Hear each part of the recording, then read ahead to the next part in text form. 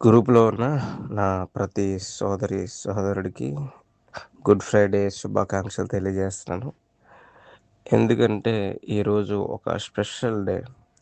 మనుషులందరి కొరకు యేసు ప్రభువారు సిలువలో మరణించిన రోజు. అందరి కొరకు ఎందుకు మరణించాలి? యేసు ప్రభువారు ఎందుకు మరణిస్తున్నారు? అని మనకు చిన్న డౌట్ ఉండొచ్చు. కానీ విషయం ఏంటంటే డెత్ ఆఫ్టర్ లైఫ్ ఉంది. Life after death. చనిపోయిన తర్వాత కూడా జీవితం ఉందని మనలో చాలామందికి తెలీదు.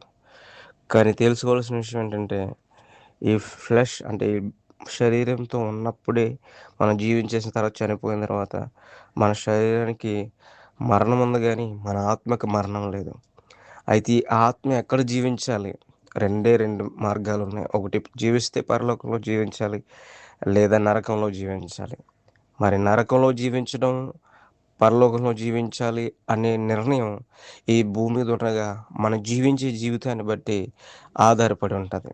అయితే యేసు ప్రభువారు ఎందుకు మరణించారనంటే, మనం చనిపోయిన తర్వాత కూడా జీవించబడాలి అనంటే, మనం బ్రతికుండగా మనలో ఉన్నటువంటి పాపాన్ని తొలగించి, మనల్ని ఆయన రక్తముతో కడిగి, ఆయన పరిశుద్ధ రక్తంతో మనల్ని శుద్ధి చేసి, ఆయనను మన సొంత రక్షకునిగా యేసు ప్రభువారు నా కొరకు చనిపోయారు. నా పాపాల నిమిత్తం చనిపోయారని అంగీకరిస్తే, ఆయనను సేవిస్తే, ఆయన ఆరాధిస్తే ఖచ్చితంగా ఈ లోకంలో ఉండగా ఆయన మన శుద్ధులు చేసి, పరిశుద్ధులుగా మార్చి, చనిపోయిన తర్వాత మన ఆత్మలు నరకానికి వెళ్ళకుండా పరలోక రాజ్యానికి చేరుస్తాడు. ఆయన చాలామంది చాలా విమర్శలొస్తాయి కానీ, ఇది నేను చెప్పే విషయాలేమి కూడా ఏదో మతం మార్చేయాలి అది కాదు. యేసుప్రభువారు చెప్పింది కేవలం ఒకటే. పరలోక రాజ్యం సమీపిస్తున్నది. నమ్మి మారు మనసు పొందండి. అంటే మనసును మార్చుకోమన్నాడు తప్ప, ఈయన నీ మతాన్ని కానీ, రిలిజియన్ గాని మార్చుకోమని చెప్పట్లేదు. యేసుప్రభువారు కోరుకున్నదేంటంటే, నీవు రక్షింపబడాలి. నీవు చనిపోయిన తర్వాత నీ ఆత్మ నరకానికి వెళ్ళకూడదు, పరలోకం వెళ్ళాలని. ఆయనకి ఆయనగా ఏమి మనుషుల్ని నరకంలోనికి వెయ్యడండి. అలా ఎక్కడా చెప్పబడలేదు. ఆయన చెప్పేదేంటంటే, మీరు ఈ భూమి మీద ఉండగా నన్ను అంగీకరించండి. ఎందుకంటే పరలోక రాజ్యం ఇచ్చేది నేను. మీ కొరకు ప్రాణం పెట్టాను. ఎందుకంటే మనుషులందరూ పాపం చేసి దేవుడు అనుగ్రహించిన మహిమను పొందలేకపోయారు. ఇంకో విషయం ఏంటంటే, ఎడ్ల యొక్కయు, కోళ్ళ యొక్కలు ఏవండీ మేకల యొక్కయు రక్తము వల్ల మనుషులకి ఏమి శుద్ధి కలగదు.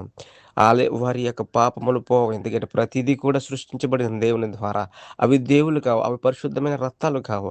కానీ పరిశుద్ధమైన రక్తం కావాలంటే యేసు ప్రభువారే దిగి రావాలి. ఆయనలో పాపం లేదు కాబట్టి ఆయన మన కొరకు ప్రాణం పెట్టి, ఆయన రక్తాన్ని మన మీద ఉంచి, ఆయన రక్షణ మనకిచ్చాడు.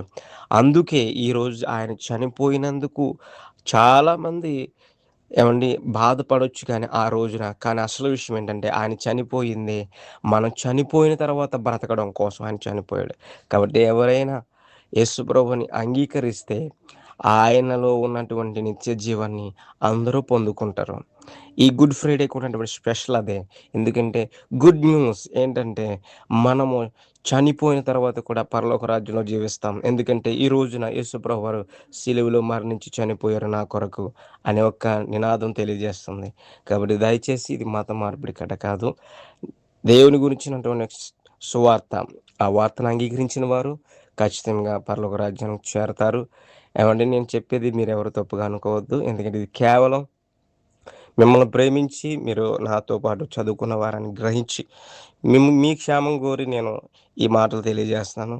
దేవుని నమ్మిన వారు ఎప్పుడు కూడా సిగ్గుపడరు. ఆయన సహాయం చేస్తారు. ఆయన బ్రతుకున్న అనేక మందిని రక్షించారు, బ్రతికించారు, ప్రాణం పోశారు. ఆయన చనిపోయింది మన కొరకు. మనం నిత్య జీవంలో బ్రతకాలంటే ఆయన ఈ లోకంలో చనిపోవాలి. కాబట్టి ఆయన వచ్చారు. క్రీస్తు పూర్వం క్రీస్తు శకం మనకు తెలుసు కదా! ఆయన వచ్చారు. ఆయన చనిపోయిన రోజు అని ఖచ్చితంగా ప్రపంచమంతా తెలియజేస్తుంది ఈరోజు గుడ్ ఫ్రైడే. ఈస్టర్ రోజు కూడా ఖచ్చితంగా తెలిసింది ఏంటంటే, ఈస్టర్ అనగా యేసుప్రభు వారు తిరిగి లేచిన రోజు. అంటే యేసుప్రభు వారు తిరిగి లేచారాయన. చనిపోయి మన కొరకు మరలా ఆయన తిరిగి లేచి ఆయన ప్రాణం పెట్టగలడు, ప్రాణాన్ని మళ్ళీ తీసుకొనగలడు. ఎందుకంటే ఆయన దేవుడు కాబట్టి, ఆ ప్రాణం పెట్టి ఆయనకాయన బ్రతికిన దేవుడు మనల్ని కూడా చనిపోయిన తర్వాత కూడా బ్రతికిస్తాడు కాబట్టి, ఎవరైనా సరే ప్రభువుని అంగీకరిస్తే వారిలోకి నిత్య జీవం ఖచ్చితంగా వస్తది. మరొకసారి నా మాటలు అన్యగా భావించొద్దు, తప్పుగా అనుకోవద్దు. మరొక్కసారి మీ అందరికి కూడా గుడ్ ఫ్రైడే శుభాకాంక్షలు తెలియజేస్తున్నాను. మీ అందరికీ ధన్యవాదాలు.